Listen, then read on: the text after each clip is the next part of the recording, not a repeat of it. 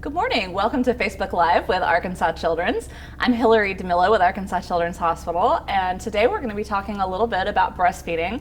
I'm joined by Dr. Hannah Renno, who is a general pediatrician at Arkansas Children's Hospital, and who also directs our Breastfeeding Clinic. So she and I are going to walk through a few things today that are myths that families may have heard about breastfeeding, and some of them will dispel, and some of them will say, actually, that's true, and just kind of get our arms around some of the things that are important for families to know. So thanks for being with us today, Dr. Thank Renno. you. Good morning. It's nice to be here. Good, good.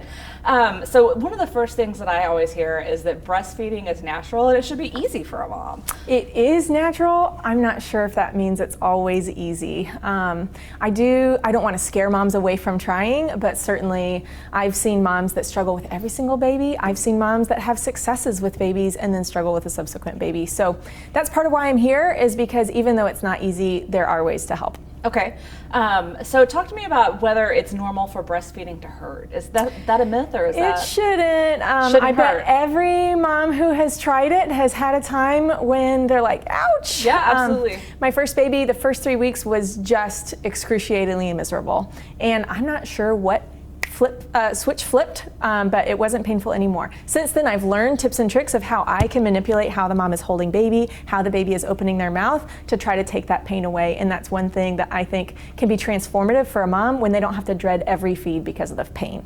Did that experience with your child and your subsequent children kind of move you into this type of medicine? Yes, absolutely. I mean, as a general pediatrician, I'm invested in helping kids be healthy and grow, and breastfeeding is one of the things that we can do early on that changes the trajectory of their health for the rest of their lives. And so it was important to me as a mom and as an individual, and I'm so grateful to be able to help other families. Excellent.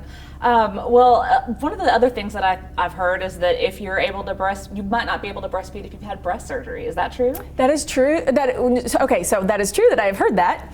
And it depends on the surgery. I've had many patients who have had breast implants, and usually if it's done underneath the muscle, it should not impact breastfeeding at all. Okay. I've also had some patients and some friends who've had breast reductions for medical reasons, and while that can affect milk supply, it does not at all mean that mom can't breastfeed, and it's really sort of on a case-by-case basis that we approach those. Okay. How about this one, which is that you can't breastfeed if you're taking medication? So that, again, differs case by case depending on the medication, but you don't know how many times I've heard moms say, oh, well, I'm on antibiotics, so I have to pump and dump.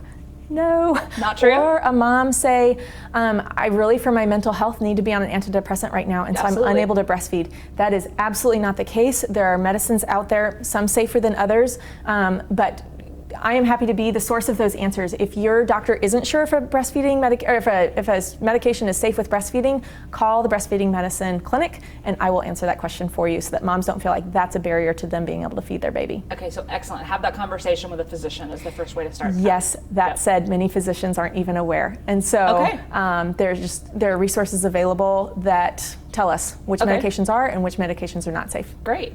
How about a pacifier? Is that going to ruin a baby's latch? Is that a problem overall? I hear that a lot. In fact, there were 10 steps to successful breastfeeding that were published in trying to help hospitals support new breastfeeding mothers with their newborns, and one of those 10 steps was to remove pacifiers from newborn nurseries. I am pleased to say that they've actually removed that because everybody knows that babies want to suck. Everybody knows that babies cry. And you also know that you cannot possibly have the baby on the breast that many times a day to meet their sucking needs. So I think that a pacifier can be an amazing tool to help soothe the baby, to give the parents a moment of calm. And it really is a different type of suck that the baby does on a pacifier. So I try to dispel that myth and say, if you feel like a pacifier is right for your baby and your family, don't have a fear that that's going to negatively impact breastfeeding. Okay. I think that's probably a comfort to a lot of moms out there. That seems like a common one. I hope so. What about nursing on a schedule? Is it true that you need to nurse on a set schedule? So I hear so many moms come from the newborn nursery saying they told me to feed every 3 hours. And my guess is that's coming from a little bit of mom brain fog from the devastating exhaustion that happens Sure. after giving birth and sort of hearing the words but not grasping the message. So rather than sticking to a rigid schedule, I recommend following your baby's cues. That said, it should be at least every 3 hours in the very newborn period. You don't want to go longer even if the baby is sleepy, because that can mean baby's not getting enough calories. So follow baby's cues. Sometimes that's every hour and a half. I don't want that around the clock for 24 hours, but a cue-based feeding program as opposed to a clock-based is usually a better way to go. Okay. Another thing that people sometimes say is that they should wait until their breasts feel full to feed. But that's really not necessarily how the biology of breastfeeding works, right? Exactly. So there's a supply and demand relationship between breast milk production or for breast milk production. So the more I ask my breasts to make, the more hormone my brain will release to tell the breast to make milk. And so if we are waiting until they feel full and going longer and longer periods, your brain will shut down milk or slow down milk production and eventually shut it down to protect your body. And so really the way to increase supply is to stimulate more and more rather than to wait until that feeling of fullness. Okay. I also hear you shouldn't eat anything but healthy foods, very specific healthy food groups while you're nursing. So while the food we eat does impact the flavor of our breast milk, and it really doesn't impact the nutritional content, the healthiness of our breast milk. So if you would like a donut, please go eat a donut. Good. You are working hard to raise your baby and make all this milk, and so don't feel like you're not allowed to have that hamburger. Of course, take your own health into account and eat a balanced diet, but have no fear about being able to indulge in things that you enjoy. Okay, excellent. I want to acknowledge a viewer compliment right quick. Someone who reached out and says that our patients are really lucky to have you. I think this kind of asset, this kind of knowledge is really important to families. So thanks from a viewer for joining us and for talking a little bit about this Thank today. you so much. I feel so fortunate to be able to have a job, to do what I enjoy, and connect with families. Okay, another thing that I hear, which is on a lot of moms' minds, whether it's a question that's easy to ask or not, is do you need to pump and dump after that glass of wine? Oh, okay. If I hear pump and dump ever again, it makes me want to cry. It is not necessary. I am not saying that you should overindulge in alcohol or that you should have a binge night. But if you want to have a glass of wine or a beer, there is no risk to that. The way to do it is to time it properly. So if breast milk is in your if alcohol is in your bloodstream, then alcohol is in your breast milk. Sure. If the alcohol has been processed out of your bloodstream, it is also processed out of your breast milk. A lot of people think of the breasts as a sack containing milk that is impermeable. That's not the case. It's an active exchange with your bloodstream constantly. And so if an hour has passed by and it's out of your bloodstream, it is out of your milk also, and it's safe to feed your baby. Okay, a couple of other ones I want to hit. Any woman can successfully breastfeed, is that true?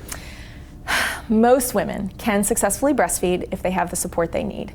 That said, there are a couple medical conditions.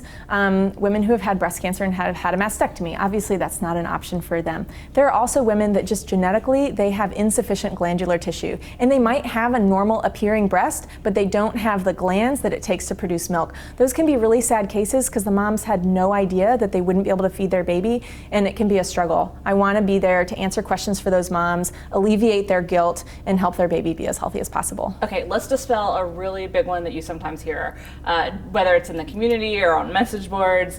If you don't breastfeed, you're not a great mom. That is not true. Absolutely not. We all love our babies. We all want to do what's best for our babies, whether it's which car seat we pick or which doctor we take them to. And so I believe that everybody is doing the very best that they can for their baby. Sometimes that means giving your baby breast milk. Sometimes that means actively, intentionally choosing formula. And my first goal is to make sure baby's healthy. My second goal is to identify mom's goals and help her meet those, independent of what I might think is best for the situation. Okay, and one of the things that you will do in the breastfeeding clinic is help a family understand whether breastfeeding is best for every baby, right? That is one of the things that kind of comes up in your conversations in breastfeeding clinic. Yeah, there are certain conditions that mom might have where the breast milk actually is dangerous. That's extremely rare, but sometimes there are medical contraindications. And if there are any questions about that, I'm happy to answer them. Okay. Well, Dr. Hannah Renno, I'm so grateful for you joining us today to dispel a few myths. Also want to let families know that if you need to access the breastfeeding clinic at Arkansas Children's Hospital, that there's a website that I think we're showing a graphic of right now. And then also we've got a phone number that we'll share. That's 501-261 0591.